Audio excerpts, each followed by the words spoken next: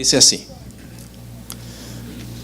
después de que Juan fue encarcelado, Jesús vino a Galilea predicando el evangelio del reino de Dios. Oramos. Señor, te damos muchas gracias por esta oportunidad de poder predicar tu palabra. Somos bendecidos, Señor, de poder encontrarnos reunidos juntos en este lugar. Que los minutos siguientes, Padre, sean de bendición. Puedas tú, Señor, guiar este mensaje, este sermón. Cuidarme, Señor, mientras predico, para que no me desvíe, poner temor en mi corazón, ser fiel a tu palabra, amar a la gente, Padre, y amar tu palabra y encontrar ese balance entre hablar la verdad en amor y por amor hablar la verdad. Te ruego, Señor, que me permitas exponer claramente, Señor, a mis hermanos, que ellos puedan oír con atención tu palabra y ser bendecidos, Señor, ser edificados. Te lo ruego, Señor, te lo pido en el nombre de Jesús. Amén.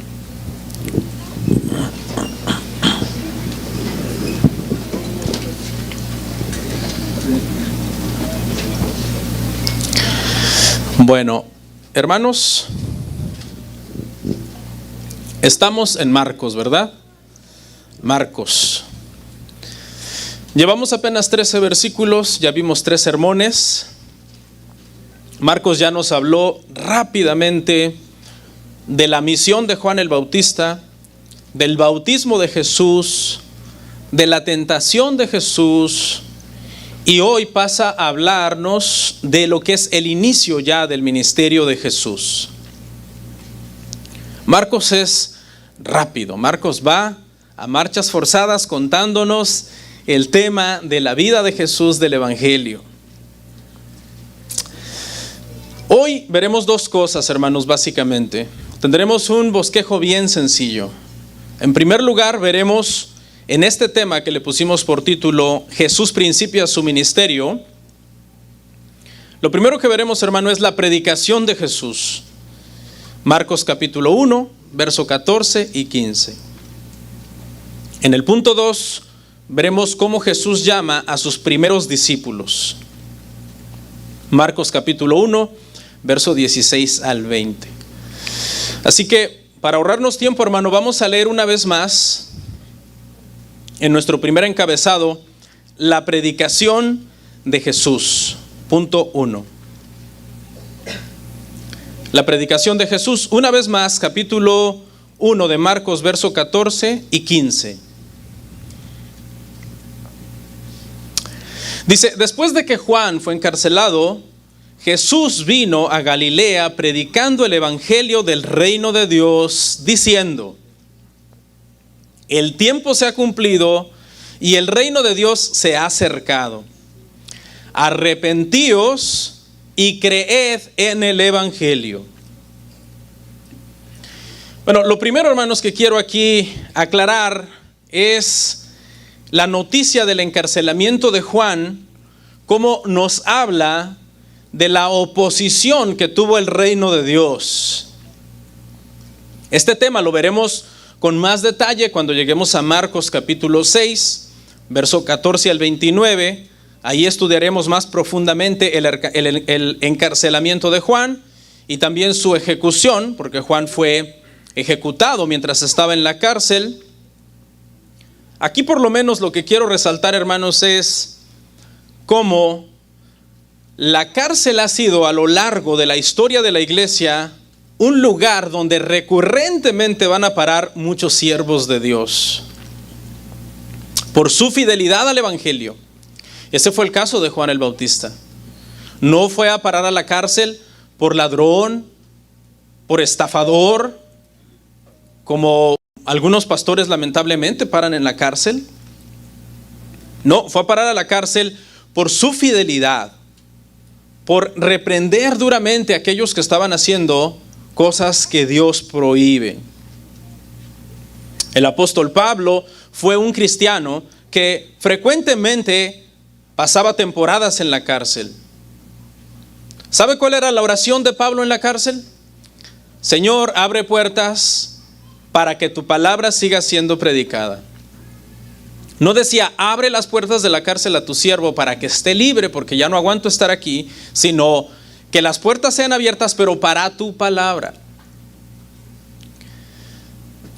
Sabemos que el apóstol Juan, anciano ya, estuvo preso en Patmos, donde recibió la revelación del Apocalipsis. Y si venimos más para acá en la historia de la iglesia, más recientemente, el mismo Juan Bunyan, que escribió uno de los libros más famosos del mundo después de la Biblia, que se llama El progreso del peregrino, una alegoría que trata sobre el viaje espiritual hacia la salvación, lo escribió mientras estaba también en la cárcel, Juan Bunyan. Se ha dicho que antes los cristianos soportaban persecución y cárcel, pero que hoy ya no aguantan ni una prédica cuando se pone fuerte. Porque cuando rastreamos, hermanos, en las Escrituras, muchos de estos predicadores, por su fidelidad a Dios, tuvieron que pagar muchas veces con su libertad e incluso con su vida. Pero volviendo a Juan el Bautista, hermanos, aquí queremos aclarar un punto. Y la pregunta que debe de venir a nuestra mente es, si al heraldo del rey, el que vino a preparar el camino del rey, lo han puesto preso, ¿qué le espera entonces al rey, el que venía detrás del heraldo? Las cosas pintaban mal. Sin embargo, Jesús, en lugar de retroceder en su ministerio, como diciendo, ya el heraldo fue apresado, Jesús más bien da un paso al frente en su ministerio y entendiendo que el testimonio de Juan el Bautista ha terminado, introduciendo al rey, ahora inicia el testimonio directamente del rey, es decir, de Jesús. Comenzaba ahora entonces su ministerio. A modo de aclaración, hermanos, quiero que noten que una lectura rápida de Marcos nos da a entender que la tentación de Jesús terminó en los versos 12 y 13 y que inmediatamente en el verso 14 Juan ha sido encarcelado. Una lectura rápida nos pudiera hacer pensar que fue una sucesión de eventos continua. Jesús es tentado y inmediatamente Juan el Bautista es encarcelado. El Evangelio de Juan nos aclara que no fueron así las cosas tan rápidas. Marcos, fiel a su estilo, omite contarnos algunos detalles, pero en el Evangelio de Juan, en el capítulo 3, verso 22 al 24, podemos ver que pasó un tiempo después de la tentación de Jesús, antes de que Juan el Bautista fuera encarcelado. Lea conmigo, por favor, Juan 3, 22 al 24. Después de esto, vino Jesús con sus discípulos a la tierra de Judea y estuvo allí con ellos y bautizaba. Juan bautizaba también en Enón, junto a Salim, porque había allí muchas aguas. Y venían y eran bautizados, porque Juan no había sido aún encarcelado. Este detalle me lo pude haber saltado, pero acuérdese que aquí en Marcos vamos a tratar de poner atención a los detalles, para que corroboremos esa prisa que lleva Marcos, como nos da a entender que pareciera que Jesús es tentado y Juan es encarcelado inmediatamente, pero el apóstol Juan en su evangelio nos aclara que no, que de hecho hubo un momento en que simultáneamente estaban operando ambos ministerios, el de Juan el Bautista y el de Jesús. Juan el Bautista estaba bautizando, dice, en Enón, y Jesús también estaba bautizando con sus discípulos en la tierra de Judea. No hay ninguna contradicción, obviamente. Lo único que nos está aclarando aquí este entendimiento es que ahora, cuando ya por fin Jesús ve que Juan el Bautista está preso, es ahora que inicia públicamente su ministerio en Galilea. Porque eso es lo que nos está diciendo Marcos 1:14. Después que Juan fue encarcelado, dice, Jesús vino a Galilea predicando. Antes de que Juan estaba encarcelado, entonces, ¿dónde estaba Jesús? En Judea, bautizando. Y esa es la forma de armonizar estos pasajes. Y nos deja ver entonces que hubo un momento en que simultáneamente Jesús tenía su ministerio y Juan el Bautista tenía también su ministerio. Sabemos que el ministerio de Juan el Bautista tenía fecha de caducidad porque él a eso había venido, a preparar el camino del Señor. Y era necesario que él menguara, su ministerio terminara y el ministerio de Jesús comenzara, despuntara y lograra todo lo que vino a hacer. ¿Qué vino haciendo Jesús a Galilea? Vino predicando. La predicación, hermanos, es muy importante. Es el medio a través del cual Dios ha decidido salvar a millones de almas en el mundo. Ser predicador no es fácil, créame, no es fácil, pero es muy bonito. Es muy hermoso. Se sufre pero se goza, dirían los hermanos pentecostales. Y es que ¿sabe qué? Dios tuvo un solo hijo. Y no fue político, no fue empresario, tampoco fue un arquitecto, fue un predicador. Así de importante es la predicación. La locura de la predicación, dijo Pablo, ha sido el medio a través del cual a Dios le ha placido salvar a las personas. ¿Cuántos les gusta la predicación? No tiene que externarlo, decir a mí. Pero como creyentes, hermano, una de las cosas que más debemos disfrutar es una buena predicación. Disfrutarla, saborearla, atesorarla en nuestros corazones. ¿Qué estaba predicando Jesús? Estaba predicando el evangelio del reino de Dios. El evangelio del reino de Dios es un término común en el Nuevo Testamento. Hay quienes han torcido este tema del evangelio del reino de Dios y lo entienden como dominio, poder, riquezas, grandeza, prosperidad. Hay cristianos y cristianas que dicen tener mentalidad de reino y que ellos son unos príncipes del Señor, y las hermanas dicen yo soy una princesa del Señor porque tengo mentalidad de reino, porque ese es el evangelio que nosotros predicamos. Hoy vamos a aprender qué es el evangelio del reino de Dios. Y vamos a desmontar todos esos clichés famosos que no son bíblicos. Cuando tú escuches a un predicador decir con ínfulas de grandeza, yo tengo mentalidad de reino, escapa por tu vida y asegúrate de no dejar la cartera atrás. Porque por lo general, cuando se habla así, se dedican a estafar a las personas. Jesús, sin embargo, nos enseña 4 cosas sobre el evangelio del reino. 4 frases son las que Jesús vino y predicó. Número 1, el tiempo se ha cumplido. Estamos ahí en el versículo 15. Número 2, el reino de Dios se ha acercado. Número 3, arrepentíos. Y número 4, creed en el evangelio. Como verán, el mensaje del evangelio del reino de Jesús en ningún lado menciona que te vas a hacer rico. No. En primer lugar, dice Jesús, el tiempo se ha cumplido. Y esta frase indica que todo aquello a lo que apuntaban los 39 libros del Antiguo Testamento, desde Génesis hasta Malaquías, que era enseñar que había de venir el Mesías, el Salvador del mundo, ese tiempo se había cumplido. Ese Mesías, ese Salvador, estaba ahora entre los hombres y había venido a salvar a todos aquellos que creen en Él. A lo largo de la historia, hermanos, se han cumplido muchos tiempos que son tiempos importantes. Por ejemplo, llegó el cumplimiento de la era neolítica, la era de la agricultura, entre el 6000 y el 3000 más o menos antes de Cristo.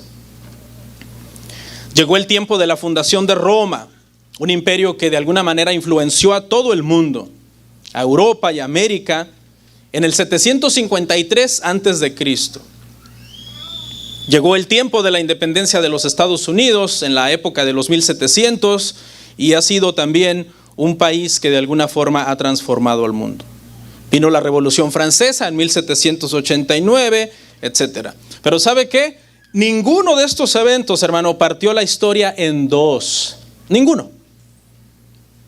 Solamente ha habido un evento en la historia de la humanidad que nos enseñó a contar el tiempo en antes de Cristo y después de Cristo.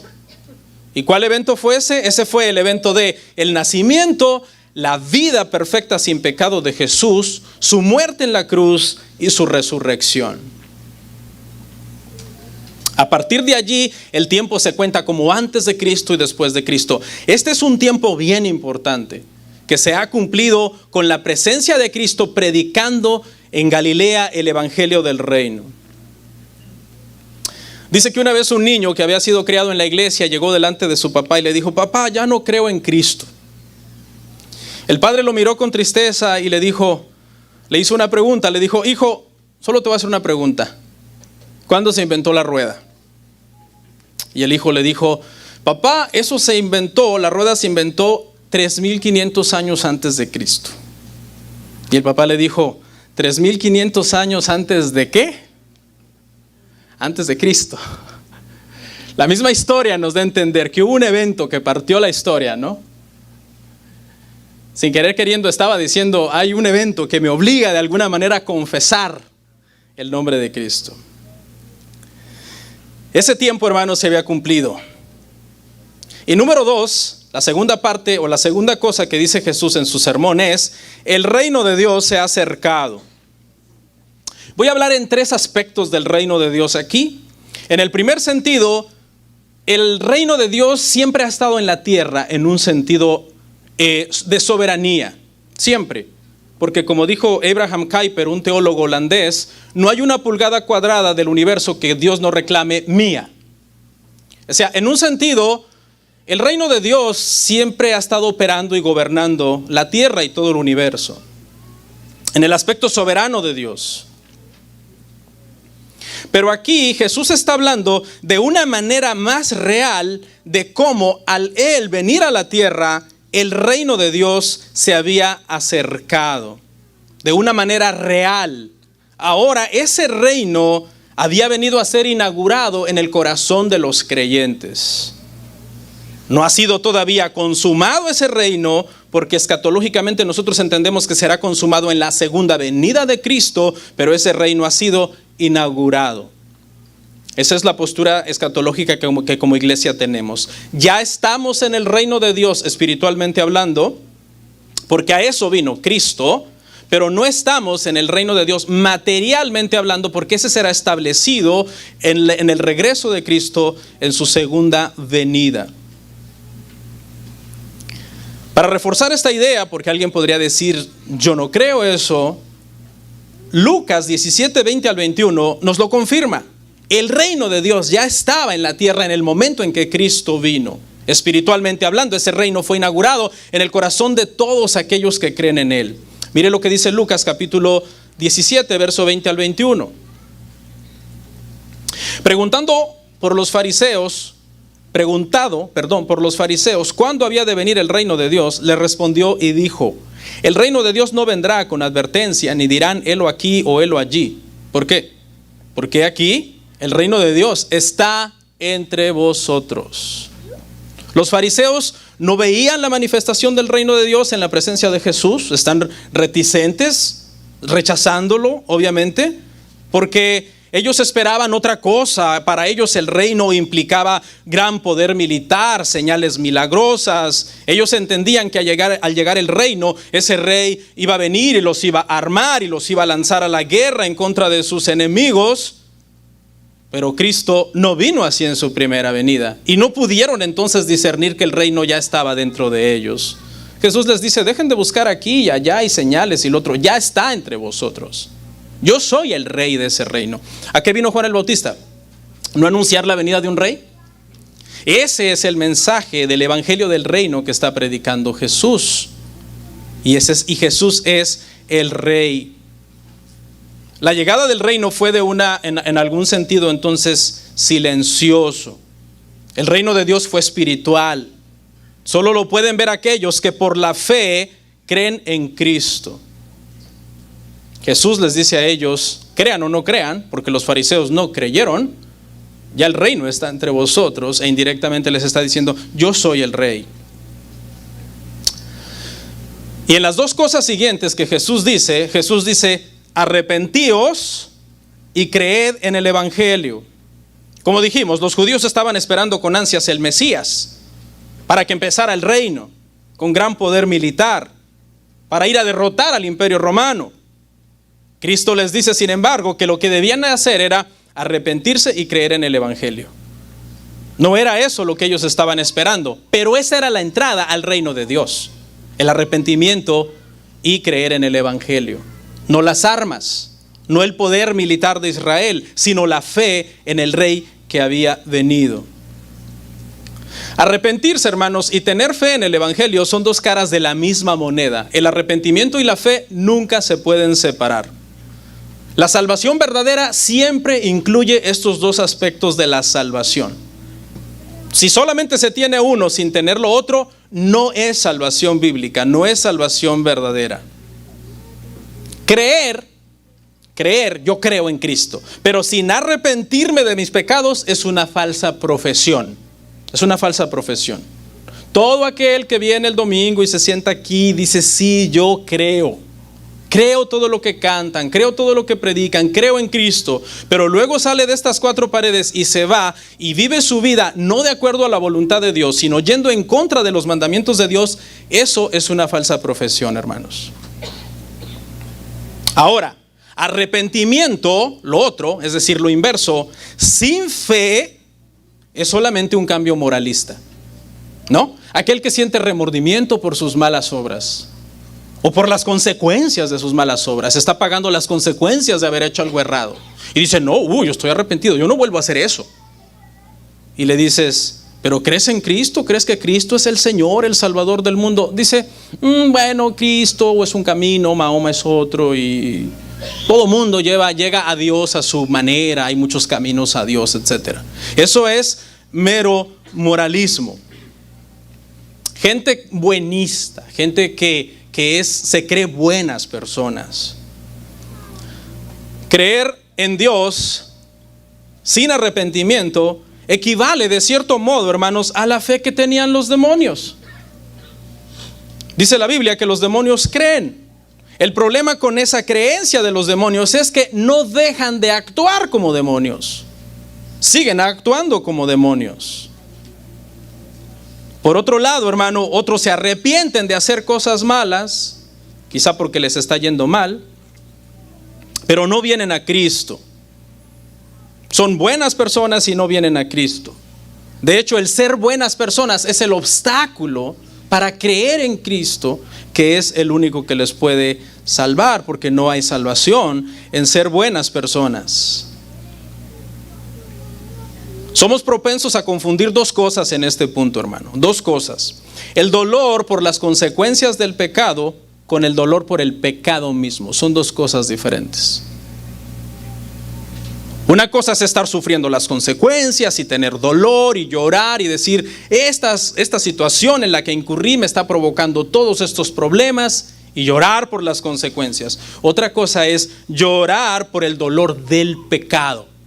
Ese dolor por ese pecado viene de un amor genuino por Dios, por haberlo ofendido, por haber ido en contra de su santidad, en contra de su carácter, por odiar el pecado, por decir hice algo que no debí de haber hecho, me ensucié, no debí de haberme ensuciado de esa manera. Ese es el verdadero dolor que se demanda por el pecado y no meramente el dolor por las consecuencias del pecado. De hecho, hay gente que si se pudiera librar de las consecuencias del pecado, volvería a hacer una vez más el pecado por el que ya está pagando. No sé si me expliqué. Debemos de tener mucho cuidado con nuestro corazón, porque el corazón puede estar temeroso y tratando de cuidarse y de andar recto, pero por las consecuencias del pecado dice, no, si hago esto me va a pasar esto, me va a pasar aquello, pierdo el matrimonio, pierdo todo, pierdo la relación con mis amigos, con mi familia. Ese no es el verdadero dolor que tú debes de tener, sino el dolor por el pecado. No estás odiando entonces el pecado, sino las consecuencias del pecado. Mucha gente podría decir, yo nunca he cometido tal pecado. Pero muchas veces no lo ha cometido no por amor a Dios y por odio al pecado, sino porque no ha habido una oportunidad. Yo respetaría a José si José se parara frente a mí, José, el hijo de Jacob, y José me dijera, yo no he fornicado. Porque es que José tuvo una mujer delante de él que lo acosó y él corrió. ¿Sí? José nos podría decir con autoridad, yo no he fornicado, no he cometido un pecado sexual.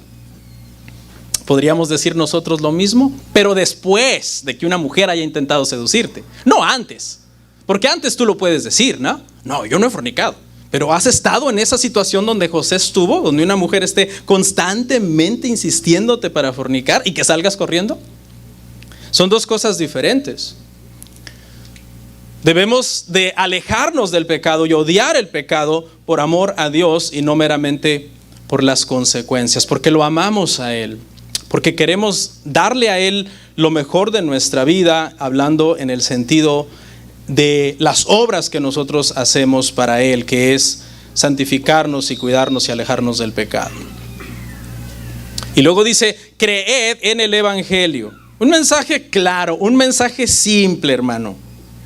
Esto es una lección para los que predicamos.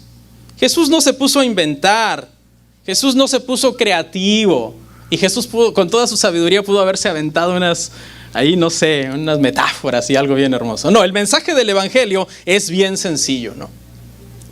Dice el Señor Jesús en su sermón, dice, el tiempo se ha cumplido, el reino de Dios se ha acercado, arrepentíos y creed en el Evangelio. Y ese es el Evangelio del reino. ¿Sabe? Una de las razones por las que a mí me molesta el famoso mal llamado Evangelio de la Prosperidad es porque en lugar de llamar a la gente al arrepentimiento y a la fe en Cristo, llaman a las personas a hacerse ricos. Dice, no, Dios quiere que seas rico. Este pasaje es tan claro. El Evangelio del reino no es un llamado a descubrir el campeón que hay en ti.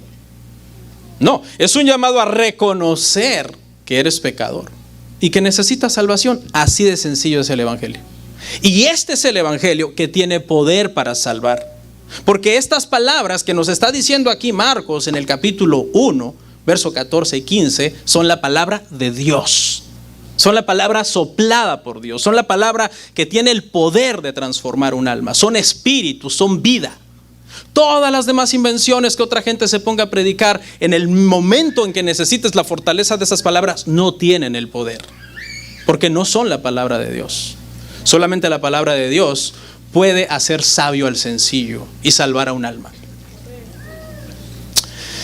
Y así entonces fluimos al punto 2, que es una vez que Jesús entonces comienza su ministerio y da su primer sermón, es tiempo de comenzar a reclutar a aquellos que van a llevar este mensaje a todo el mundo una vez que Él ascienda al cielo. Y ese es el punto número 2 que le pusimos por título, los primeros discípulos de Jesús. Lea conmigo, por favor, hermanos, Marcos 1, 16 al 20.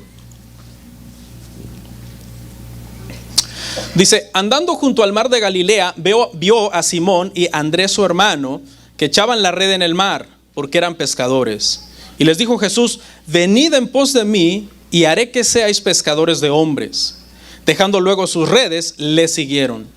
Pasando de allí un poco más adelante, vio a Jacobo, hijo de Zebedeo, y a Juan, su hermano. También ellos en la barca que remendaban las redes. Y luego los llamó, y dejando a su padre Zebedeo en la barca con los jornaleros, le siguieron. Que esta es la parte 2 entonces de nuestro sermón. Jesús comienza a reclutar sus primeros discípulos. ¿Y dónde los encuentra? Dice que los encuentra andando junto al mar de Galilea, y vio allí a los 2 primeros. Por lo menos en el relato de Marcos no lo cuenta en este orden, ¿no? Ahorita ya les voy a enseñar que realmente Jesús ya había encontrado antes a estos 2 hombres. Eso lo vimos cuando vimos Juan. ¿Ok? Ya los conocía, pero ahorita le voy a explicar para armonizar esto. Leamos primero Juan 1, 40 al 42 y ya le explico. Juan 1, 40 al 42 dice, Andrés, hermano de Simón Pedro, era uno de los que había oído a Juan, en este caso aquí Juan es Juan el Bautista, ¿ok? Y había seguido a Jesús. Este halló primero a su hermano Simón y le dijo, hemos hallado al Mesías, que traducido es el Cristo. Y le trajo a Jesús, y mirándole Jesús dijo, tú eres Simón, hijo de Jonás, tú serás llamado Cefas, que quiere decir Pedro. Estos 2, hermano, Andrés, eran discípulo de Juan el Bautista. Y él ya había oído a Juan el Bautista, eso lo puede usted ver ahí en Juan 1, 35 al 36. Él ya había oído cuando Juan el Bautista dijo, este es el Cordero de Dios que quita el pecado del mundo. Y desde ese momento, Andrés fue a presentarse con Jesús y trajo a Pedro delante de Jesús. ¿Ok?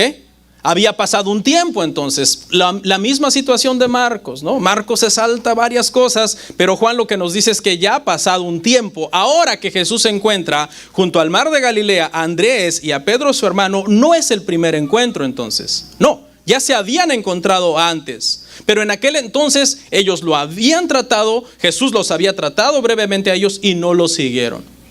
Pero ahora Juan, el Bautista, es posible, digo yo, no sé, que había sido el maestro de estos y ahora está encarcelado, están libres una vez más pescando en el mar. Y posiblemente es en este contexto que ahora entonces hay nuevamente un segundo encuentro. Había habido una reunión introductoria, pero ahora Jesús los está llamando a seguirlo. ¿Y quiénes son? Bueno, Pedro llegó a ser una columna de la iglesia primitiva, un hombre que tuvo muchísima influencia en la iglesia. Andrés, su hermano. De Andrés siempre se ha hablado como el facilitador, aquel que trae las personas a Cristo. Ese es el concepto que se entiende de Andrés. Y estos dos hermanos estaban trabajando, estaban ocupados, hermano. Estaban, dice, en el mar echando la red porque eran pescadores. Jesús los encontró, hermano, ocupados, los encontró trabajando. Siempre se ha dicho, hermanos, a lo largo de la historia de la iglesia, que Dios no llama a personas ociosas. Si alguien está desocupado, Dios no lo llama. Porque el hecho de que esté desocupado levanta una sospecha. ¿Por qué nadie lo ocupa? Creo que es perezoso. Creo que es flojo. Porque el que es diligente, hermano, todo el mundo lo ocupa. Todo mundo lo ocupa. Así que el trabajador está siempre ocupado. Y como Dios llama a gente trabajadora, entonces siempre los agarra ocupados. Y es que esto es importante, hermanos, es importante. El siervo de Dios debe de tener una alta ética del trabajo. Es necesario que el siervo de Dios sea sacrificado para trabajar. Estudie duro, ore, madrugue, renuncie al entretenimiento vano y a la diversión. Que tenga dominio propio incluso para descansar. Incluso hasta el descanso se puede volver una adicción a la cual tú abuses. Debe de ser un fiel administrador de los dones que Dios le dio, cumplir con su responsabilidad, aunque esté cansado muchas veces. Debe de cumplir con sus compromisos, especialmente si ha empeñado su palabra, si ha puesto su palabra por prenda de algo que dijo que iba a hacer, debe cumplirlo. Entonces estas gentes eran gentes trabajadoras, hermano. Todas estas personas que está llamando aquí, eran gente movidas. De hecho, tú puedes ver en el carácter de Pedro el tipo de persona con una iniciativa que ni le estás preguntando, ya está hablando. O sea, porque estaba atento, estaba metido de lleno en lo que se estaba haciendo en el ministerio de Jesús. Digo todo esto para hacer un pequeño comentario, y es que a lo largo de casi 20 años en el pastorado he conocido a muchos pastores. Y lamentablemente, hermano, muchos de ellos tienen una ética tan pobre del trabajo que uno dice, ¿qué hacen aquí pastoreando? No deberían de estar pastoreando. Son personas que mienten, hacen una cita y no llegan, no avisan. Personas que se levantan tarde, se desvelan a las 2, 3 de la mañana mirando series, no estudian, llegan a improvisar un sermón, ni siquiera se cuidan físicamente, hay un desorden en la vida de ellos. El cristiano, el siervo de Dios, hermano, cuando es llamado, debe de vivir en una vida de disciplina, ser trabajador, estar ocupado constantemente en la obra del Señor. ¿Qué eran? Eran pescadores. Mire lo que escoge el Señor. No fue al Sanedrín, ¿verdad? Este grupo de 70 ancianos más el sumo sacerdote, que eran los que gobernaban la nación. Ahí había buenos candidatos. Lo mejor, la crema innata de Israel estaba ahí. No fue allí. Jesús no dijo, voy a ir a buscar al Sanedrín a mis discípulos. No fue con los saduceos, que se cree que eran los aristócratas, ¿no? Los ricos, los intelectualoides del país. ¿Ok? No dijo, voy a buscar solamente a los mejores, a los más ricos, a los más sabios, a los más estudiados, a los que se han graduado en las escuelas de los mejores rabinos y que son recomendados como los mejores estudiantes. No, se fue al mar y a buscar unos pescadores. Un grupo de personas, hermano, que nosotros desde nuestro punto de vista humano podríamos decir no son importantes, personas sencillas. Pero el Señor, hermano, tenía una intención. Y la intención que tenía, la lección que nos quiere dar el Señor, hermanos, es que el avance del evangelio nunca ha dependido en sí de la elocuencia humana. Nunca. El avance del evangelio siempre ha dependido del poder de Dios obrando a través de hombres comunes y corrientes. Dios te puede usar. Dios te puede usar. A lo mejor eres lo más sencillo y Dios te puede usar. Claro, para eso tienes que tener un llamado y ponerte en las manos de Dios y ser alguien muy disciplinado y que le sirve al Señor lo mejor que puede. Jesús les dice a estos humildes pescadores, Jesús les dice, vengan en pos de mí y yo los haré pescadores de hombres. La conexión en su mente fue inmediata, porque sabían muy bien lo que era lanzar la red para pescar. Algunos estudiosos dicen que esta red que estaban lanzando era una red más o menos circular, con bastantes pesos en sus extremos, que ellos lo lanzaban, y tenía una barque más o menos en diámetro de unos 6-10 metros de diámetro. La lanzaban al mar, la red se hunde por todos los pesos que están en sus extremos, luego tiene un lazo que se jala, y esa trompa de abajo, por decirlo así, se cierra. Todos los peces que estaban nadando en esa área quedan atrapados. Y esto es lo que tienen en mente ellos cuando Jesús les dice, ya no van a atrapar peces, ahora van a atrapar hombres. Hay que seguir lanzando una red, pero ahora la red es espiritual. Ahora es un mensaje. Y ese mensaje va a tener el poder de ser lanzado y de alcanzar las almas de los hombres.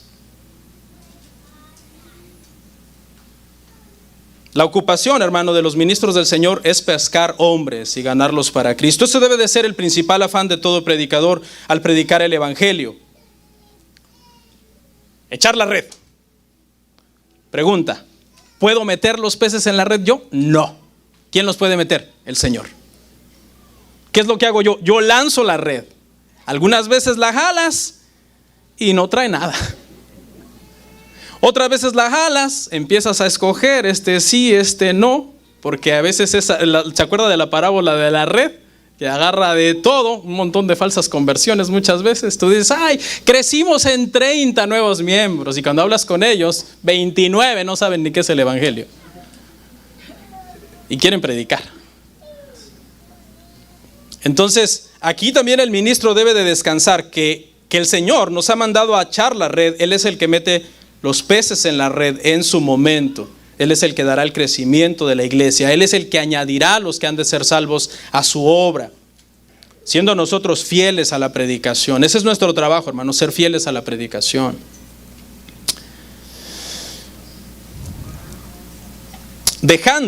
Continuamos ahí, dejando luego sus redes, le siguieron.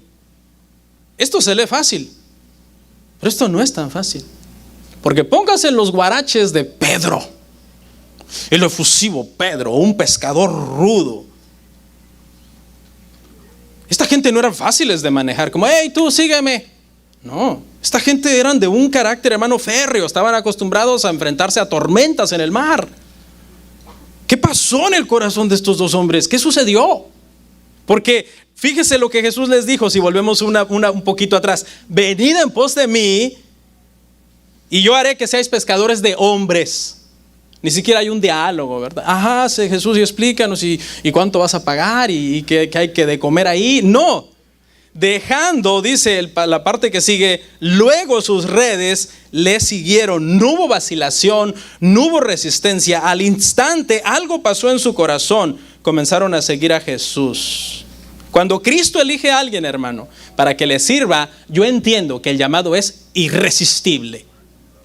Y si no, explíqueme el llamado de Mateo. Una palabra: sígueme.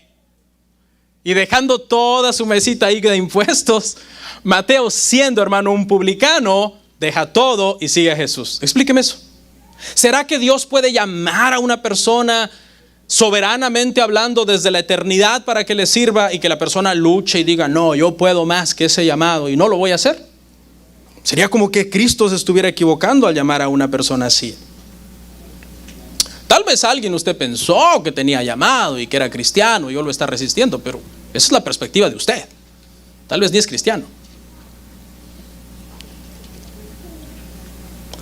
Pedro y Andrés, hermano, abandonan todo y dejan ahí su barca, dejan ahí su red, hermano, su negocio familiar de alguna manera, y siguen a Cristo.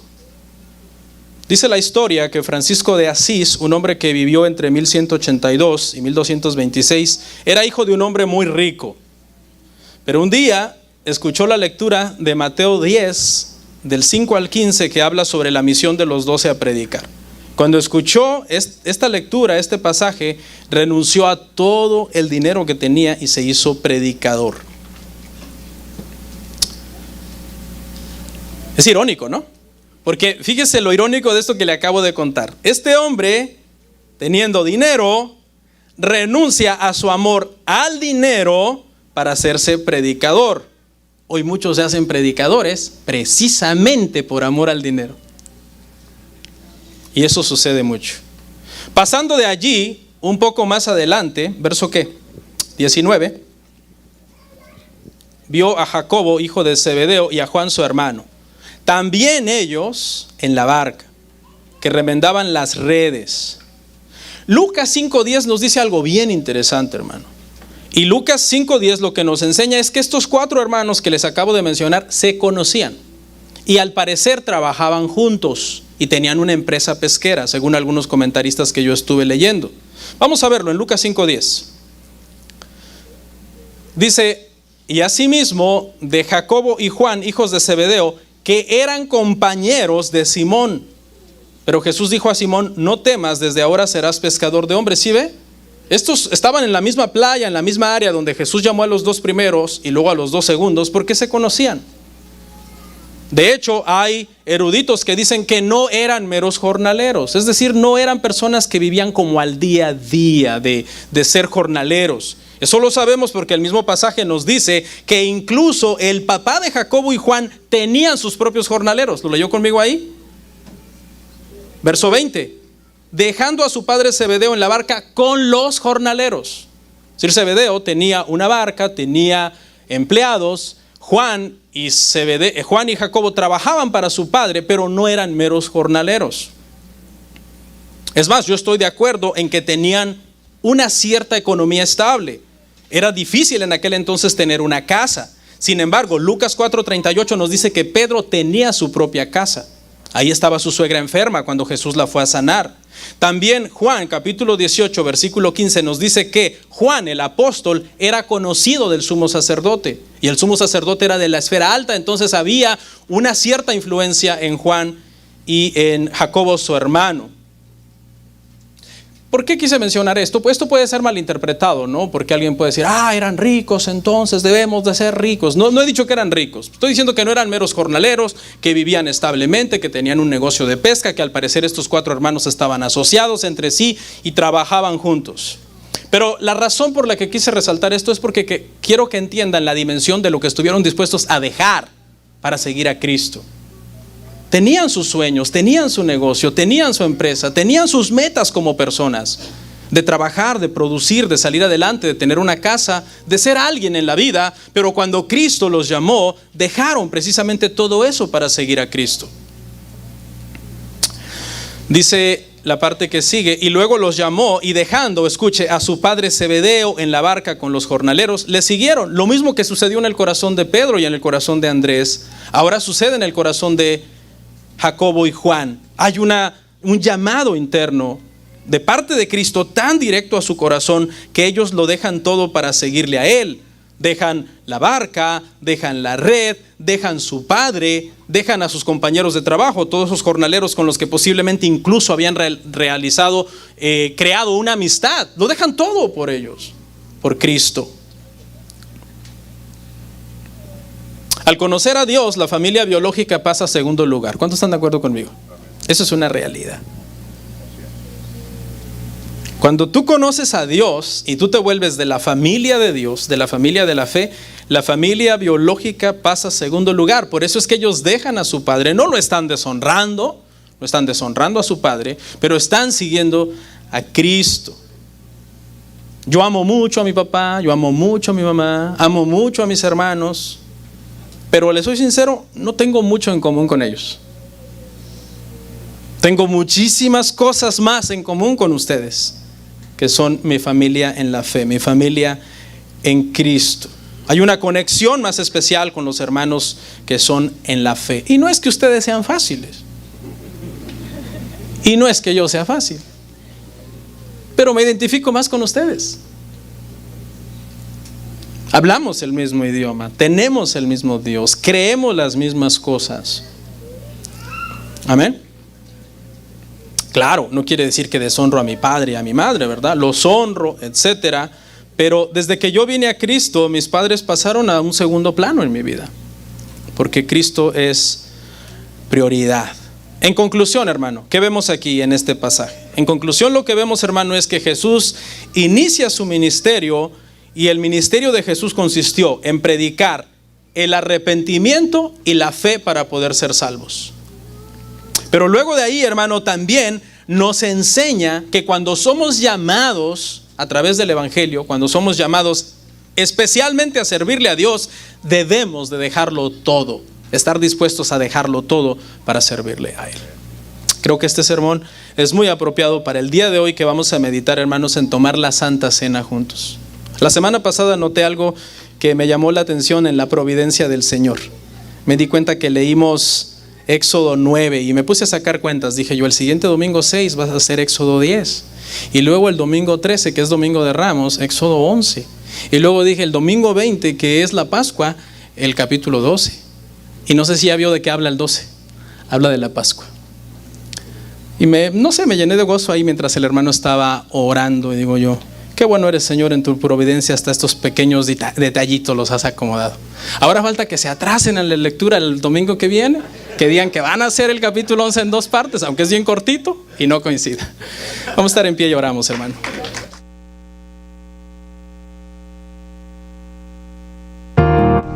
Comparte, suscríbete, dale like. Gracias por tu sintonía. Hasta la próxima. Bendiciones.